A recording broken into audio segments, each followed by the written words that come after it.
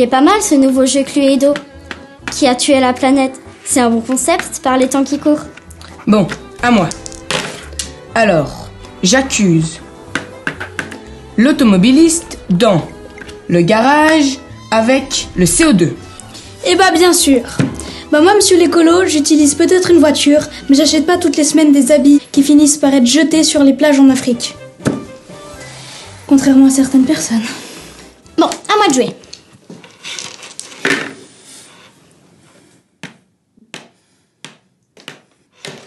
Alors, moi j'accuse le carnivore dans la cuisine avec un steak de bœuf. Ah ouais, t'aimerais qu'on mange que des petites graines, comme toi. Et après, on manque de calories, on a froid et on met le chauffage à fond, comme certaines personnes. C'est mieux pour la planète ça, le chauffage à fond. Mes amis, du calme. Devrions-nous pas, en l'honneur de notre très chère planète, nous parler avec bienveillance et respect? Puis elle, avec ses beaux discours. Ça se dit écolo et ça se déplace en jet privé. Quelle incohérence! Bon, je vous propose d'ouvrir l'enveloppe qui a la réponse à l'énigme. L'arme du crime est... une poutre. Et le lieu du crime est un œil. Une poutre dans un œil? Ça me fait penser à quelque chose. Un verset dans la Bible, non? Et c'est qui le coupable? Fais voir.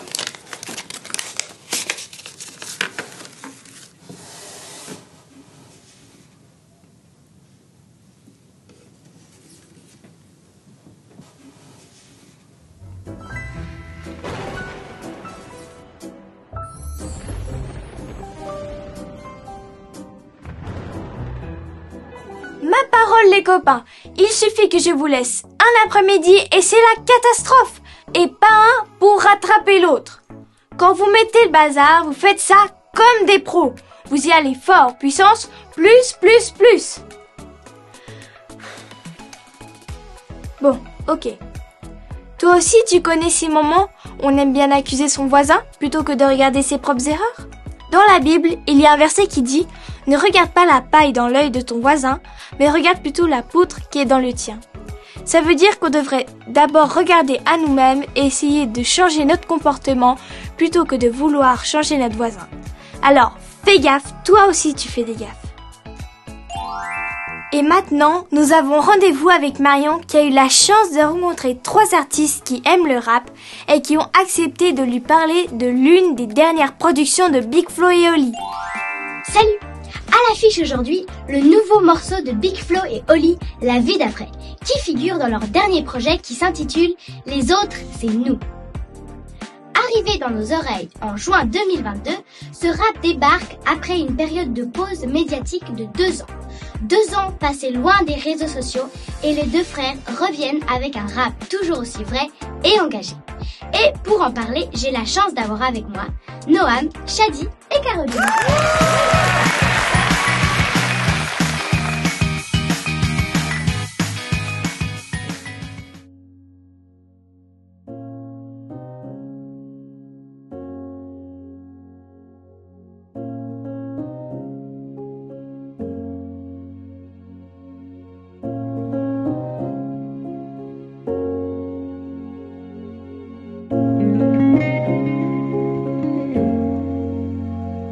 Y a 1000 façons d'avoir raison. La première, c'est d'avouer qu'on s'est trompé. Allez viens, on continue de croire qu'on peut faire mieux. Être humain sans être humain, ça devient dangereux. Les erreurs qu'on digère deviennent des conseils à donner. Encore du temps parce qu'il me sert à pardonner. Trop de fierté pour revenir sur nos fautes. En fait, je suis comme une ambulance qui crée un accident. Je suis à la fois le problème et la solution. Je crois qu'on a tous les mêmes problèmes mais qu'on les vit différemment.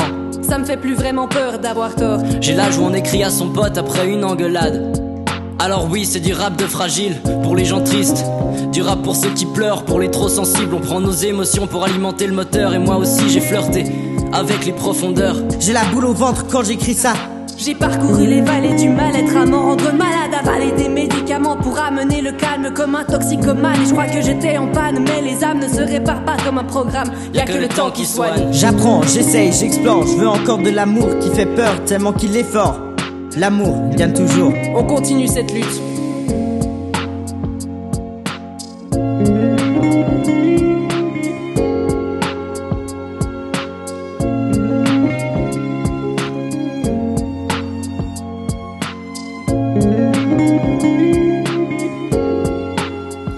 Noam et Shadi, on vous a déjà aperçu dans les anciennes émissions Coup de pouce, mais Caroline, c'est la première fois que tu es sur notre plateau. On est super content de t'avoir. Yes, alors moi c'est Caro, j'ai 23 ans et puis je suis dessinatrice en bâtiment en Suisse. Alors moi c'est Noam, j'habite en Suisse et puis je fais une formation dans la vidéo, le graphisme et puis le web design. Moi c'est Shadi, j'ai 16 ans, j'habite aussi en Suisse, je suis au lycée. Donc, vous avez interprété la chanson La vie d'après. Que vous inspire ce rap? Dans ce rap, Big Flo et Oli, il parle de avouer ses fautes, avouer ses torts et réaliser qu'on a ses fautes, et puis il parle surtout de pardon.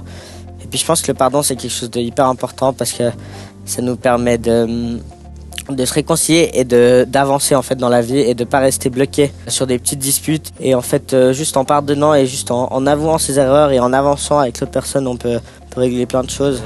Reconnaître ses erreurs, c'est vraiment un sujet qui me touche particulièrement en ce moment.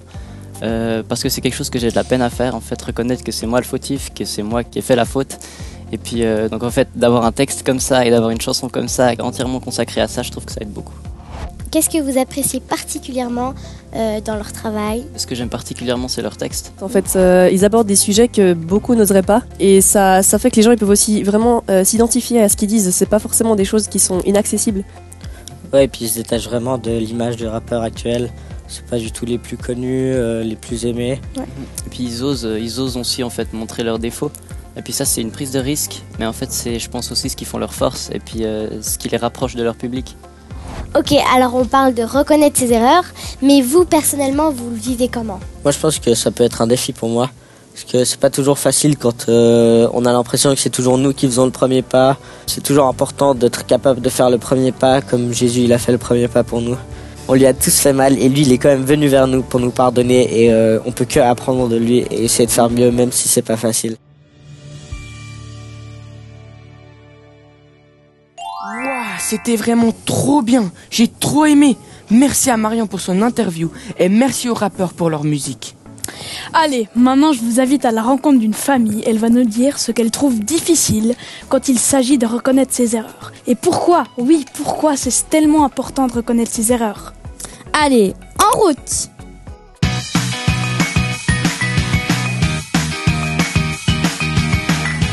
Salut, moi c'est Elia, j'ai 32 ans et je suis l'heureuse maman des 5 enfants qui sont là. Ici on a Yoni qui a 5 ans. Moi je m'appelle Tilio et j'ai 7 ans. Moi je m'appelle Siloé et j'ai 8 ans et demi. Moi c'est Manu, l'heureux papa aussi des 5 enfants. Et puis j'ai 31 ans. Et puis ensuite on a Liséa qui a 1 an et demi. Tu dis coucou Liséa? Et ensuite on a Ezra qui a 32 ans. Ah t'as 32 ans. Ezra a 32 ans.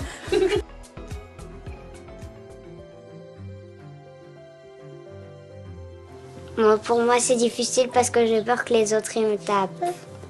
Et toi Tilio? Parce que les autres ils peuvent nous gronder. Ce qui est difficile dans le fait de reconnaître ses erreurs, c'est souvent qu'on a l'impression que si on reconnaît qu'on a fait quelque chose qui était pas bien, la personne en face ne va plus nous aimer. Et puis du coup, c'est pour ça que souvent on se ferme, alors que quand on choisit de reconnaître quelque chose qui a pas été bon, finalement ça ouvre la personne. Au lieu de se fermer à l'autre, au final on réalise qu'on s'ouvre à l'autre.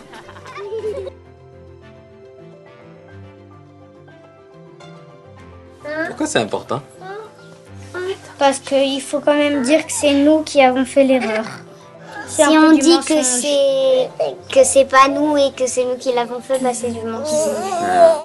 Et moi du coup j'aimerais compléter en disant que souvent quand on fait quelque chose qui est pas correct, on n'est pas très bien avec les autres, on n'est pas trop à l'aise. Et puis une fois qu'on reconnaît souvent, on a un poids qui part, on est tout léger, on est à nouveau souriant, ça libère de pouvoir reconnaître ça.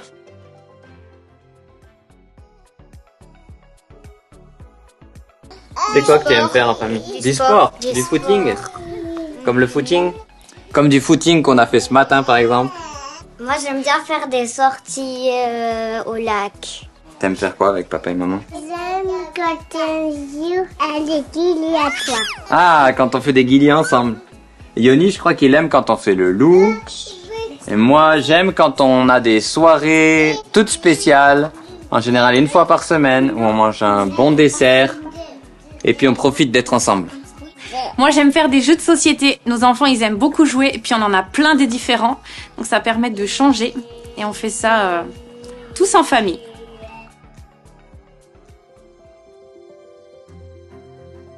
Alors un dernier encouragement à tous pour conclure, je crois que vraiment c'est important d'arriver à reconnaître ses erreurs parce que sinon on est comme un peu emprisonné même dans les relations et on se fait avoir par les mensonges qui disent que souvent on va décevoir les gens. Puis en fait souvent ça libère et même dans notre relation avec Dieu, Dieu nous aime toujours et puis il apprécie qu'on arrive à reconnaître aussi ces erreurs-là. Alors moi, j'ai envie de t'encourager à relever le défi avec moi, parce que même pour moi, des fois, c'est difficile de reconnaître mes erreurs. Mais je pense qu'on peut y arriver ensemble. Pense simplement que tes erreurs, c'est comme un gros sac à dos que tu portes dans ton dos et qui t'empêche d'avancer. Et lorsque tu les reconnais, c'est comme si tu enlèves ce sac à dos et wouh, d'un seul coup, t'es libre de faire, de courir, de sauter. Alors, on va y arriver ensemble. Bye bye! Au revoir! Merci à toute la famille Monnier. Vous nous avez apporté beaucoup de fun et on garde en tête tout ce que vous avez dit. Et maintenant, la suite avec moi. Il faisait beaucoup trop chaud, je suis allée me changer.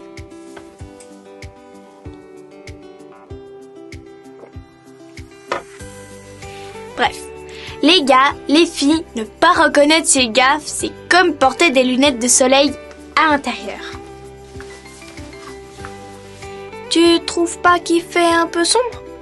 Non, je vois pas quel est le problème. Moi, je te dis qu'il y a quand même un petit problème. Écoute, c'est pas des lunettes de soleil. C'est pour faire la star. Jessica, fais gaffe, tu fais des gaffes, t'en as mis partout. Oups.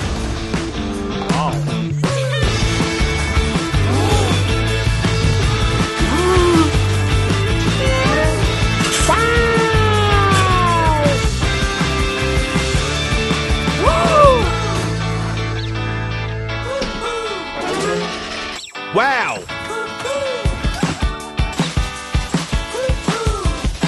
Wow!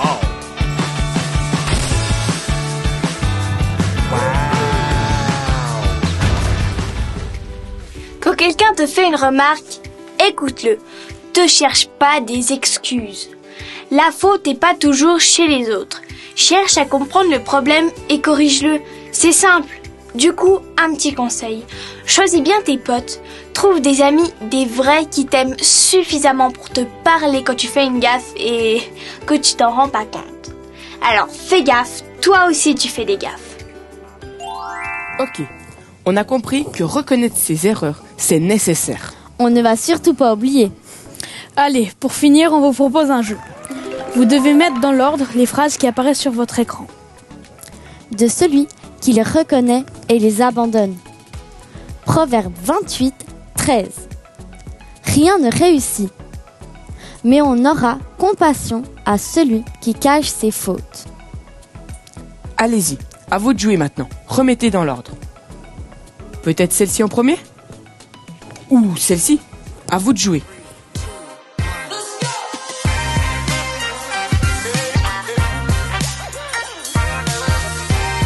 Ok, t'as fini? Alors, la réponse c'est rien ne réussit à celui qui cache ses fautes, mais on aura compassion de celui qui les reconnaît et les abandonne. Proverbe 28, 13 dans la Bible. Ça veut dire que si tu n'es pas capable de reconnaître tes erreurs, t'es mal barré. Mais si t'es capable de t'excuser quand tu fais une gaffe, alors là, les autres seront sympas et compréhensifs avec toi. C'est tellement fou et c'est pour tout le monde. Eh ben, on en a appris des choses aujourd'hui. En tout cas, plus qu'à l'école. C'est vrai, mais je me réjouis de la prochaine fois. Quoi? C'est déjà fini? Non! Eh oui, déjà. Mais on se rappelle...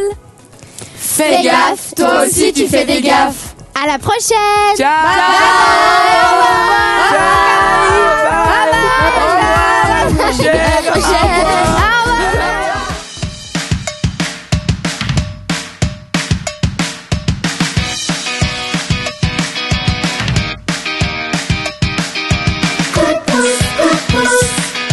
Pour aller plus loin, toi et moi. toi et moi.